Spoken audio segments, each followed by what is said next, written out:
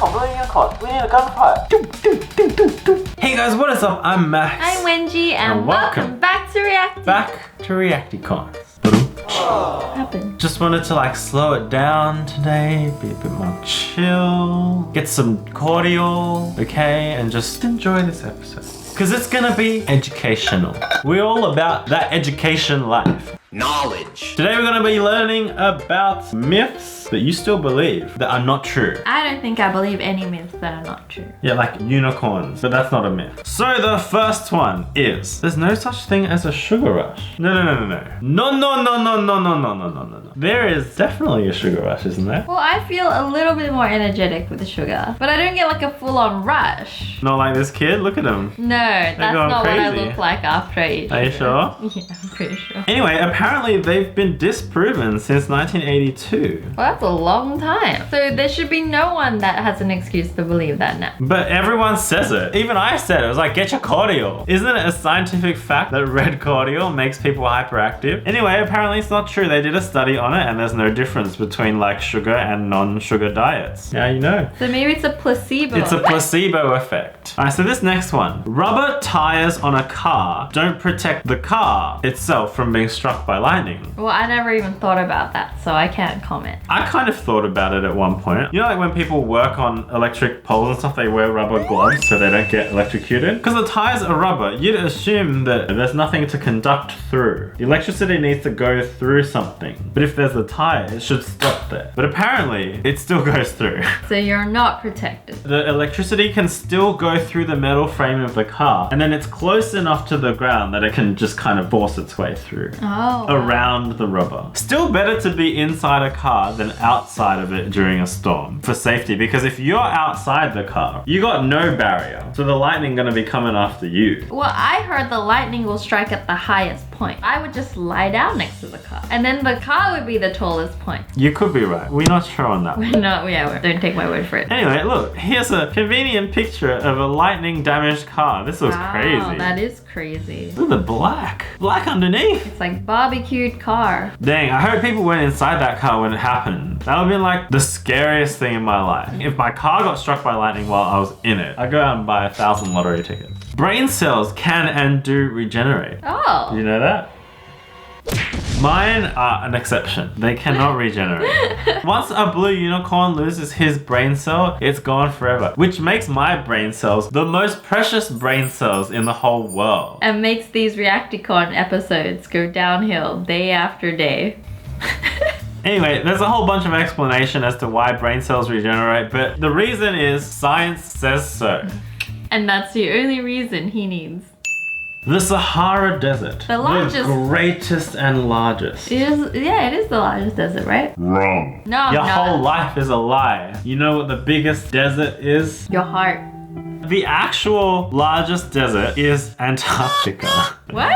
Is Antarctica considered a desert though? It just isn't an ice block. Yeah, Antarctica is closer to a desert than a desert. It's an ice block. The Sahara is just a place that receives not much rain. And it's a big desert, but it's not the largest desert. Why is Antarctica a desert though? No, because the definition of a desert is a place that receives under 10 inches of rain a year, or 25 centimeters. So Antarctica also is a desert because it receives less than 10 inches of rain per year. Antarctica is the largest desert then. Next time your friends say Sahara is the largest desert, be like, no, do you know the definition of desert? Well, I do.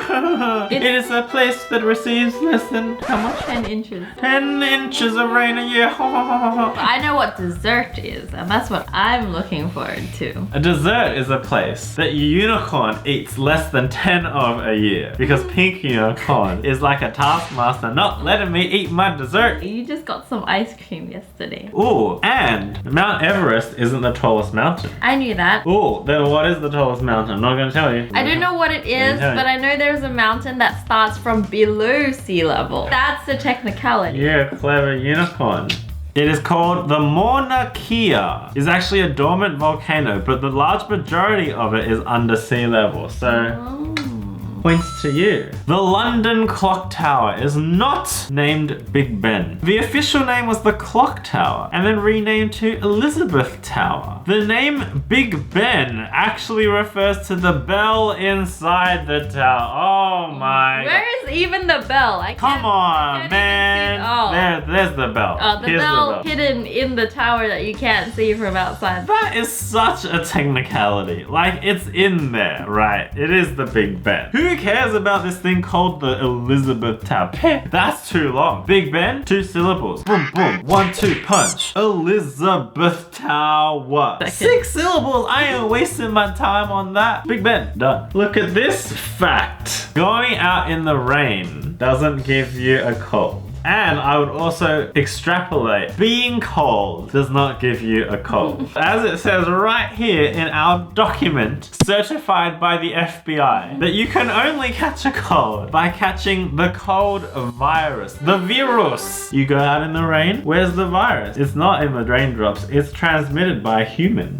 Fact. Certified by the CIA. Certified by Ellen DeGeneres. The 5-second rule isn't even close to reality. What does that mean? Some people believe that if you quickly pick up food off the floor, it won't be dirty. No one is actually thinking that there's a group of bacteria waiting on the floor. They're just chilling. And then a food lands and they're like, hey guys, there's food. Let's get on it. And then the person picks it up and they're like, oh. No one thinks that. But anyway, let's hear the rest of this story anyway. There's countless bacteria everywhere. They immediately attach themselves to food. Well, that was a no-brainer. Everyone knows that. And there's probably bacteria all over your body. There's bacteria on your hands. Bacteria in your mouth.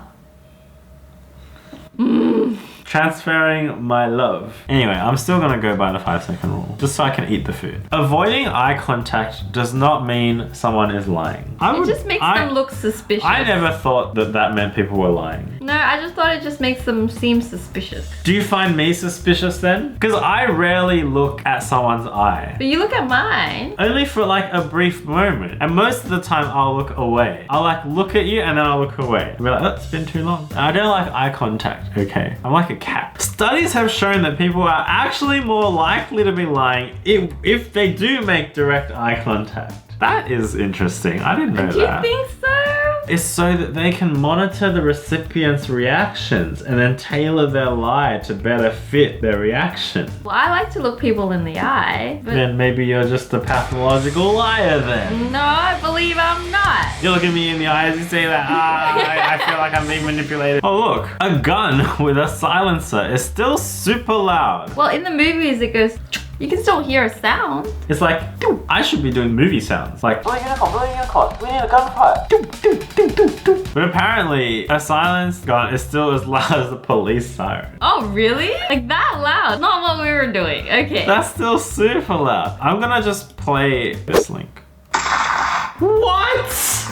That is heaps loud. It's just like a delayer. Like it just sounds like the sound is delayed. Here's another myth. Okay. When you're in the rain, you actually get less wet by walking than What? by running. But don't you get away quicker from the rain by running? That's what I thought. But the myth is that you get less wet while walking. Well, it may be a myth, I don't know. So the real answer is that a mathematician worked out the answer back in 1976. Ooh. His answer is that if the rain is falling vertically, Right. or there's a wind blowing in your face, you should run. And the faster you run, the less wet you will get over the same distance. But if the wind is blowing from behind, you should still run. So either way, you should just run. But when the wind is blowing from behind, there's now an optimum speed at which you'll get least wet. And that is the speed of the wind. That's very complicated. Run, that's like, run like the wind.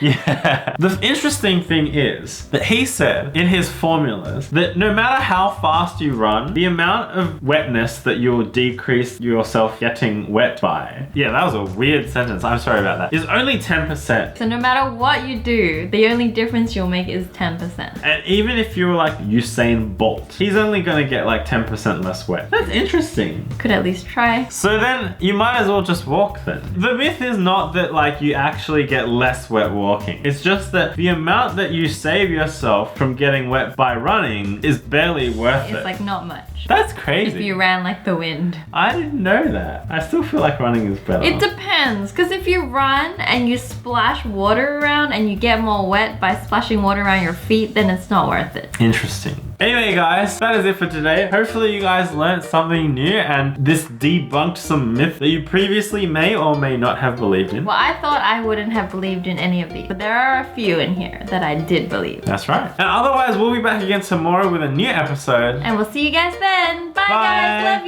you.